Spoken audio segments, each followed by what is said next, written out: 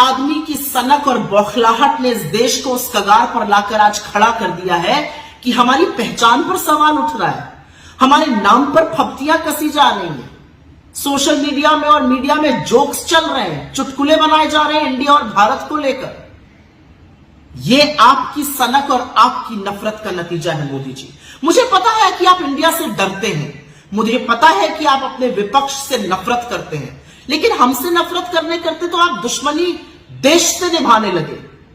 इस देश को हम लोग अपनी मां कहते हैं और मां के नाम के साथ खिलवाड़ कौन करता है? आपने तो वो दुष्कर्म भी करके दिखा दिया। इस देश में एक संविधान है और उस संविधान के आर्टिकल 1 ने हमें पहचान दी है भारत की, हमें पहचान दी है इंडिया की। और आपके ये जो कुत्सित प्रयास है हमारी पहचान के साथ खिलवाड़ करने का, वो असल में संविधान को बदलने के आपके दुष्कर्म का नतीजा है। आप चाहते हैं कि आप बाबा साहेब का बनाया हुआ ये संविधान बदल दीजिए, लेकिन ऐसा हो नहीं पाएगा, क्योंकि आप भी जानते हैं और मैं भी जानती हूं कि राज्यसभा में आपके पास 2/3 बहुमत नहीं है, तो आप संविधान बदल नहीं पाएंगे। तो ये शगुफा क्यों छोड़ा गया? ये शगुफा इसलिए छोड़ा गया जिससे आपके भक्त और आपका चरण चुंबक मीडिया इसी पर डिबेट करता रहे। वो अडानी के महास्कैम पर आपसे सवाल ना पूछे, महंगाई पर चर्चा ना करे, बेरोजगारी पर बात ना करे, आर्थिक असमानता पर बात ना करे, आज भी जलते हुए मणिपुर पर सवाल ना उठाए। इसलिए आप रह रहकर एक एक शगुफा छोड़ते रहते हैं। लेकिन क्योंकि आपने भारत और इंडिया का शगुफा छोड़ ही दिया है, तो 2-4 बातें कह देती हूं। 100 रुपए का पेट्रोल इंडिया भी खरीद रहा है, 100 ही रुपए का पेट्रोल भारत भी खरीद रहा है। आटे पर जीएसटी आपने इंडिया के लिए भी लगाई है और भारत के लिए भी लगाई है। बेरोजगारी से इस देश का युवा इंडिया में भी जूझ रहा है और भारत में भी जूझ रहा है। आर्थिक असमानता से लोग त्रस्त है इंडिया में भी और लोग त्रस्त है भारत में भी। जलते हुए मणिपुर को देखकर इंडिया भी कांप उठता है और जलते हुए मणिपुर को देखकर भारत की आत्मा भी सिहर जाती है। और अडानी के आपके नाक के नीचे पनपते हुए महाघोटाले पर इंडिया भी सवाल उठाता है और भारत भी आपसे जवाब चाहता है।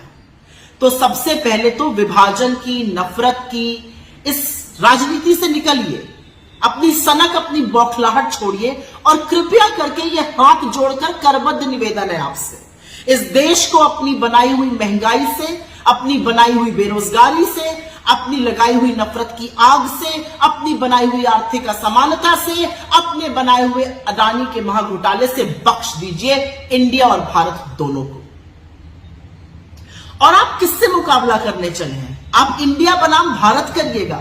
अरे हम वो लोग हैं जहां पर हमारे नेता ने 4000 किलोमीटर इस देश के पैदल नाप दिए कन्याकुमारी से कश्मीर, जिससे कि भारत जुड़ा रहे। भारत जोड़ो यात्रा आपको जवाब है आपकी नफरत और आपकी कुत्सित राजनीति का। और जब हम कहते हैं जुड़ेगा भारत और जीतेगा इंडिया, तो आपकी बौखलाहट, आपकी घबराहट स्वाभाविक है।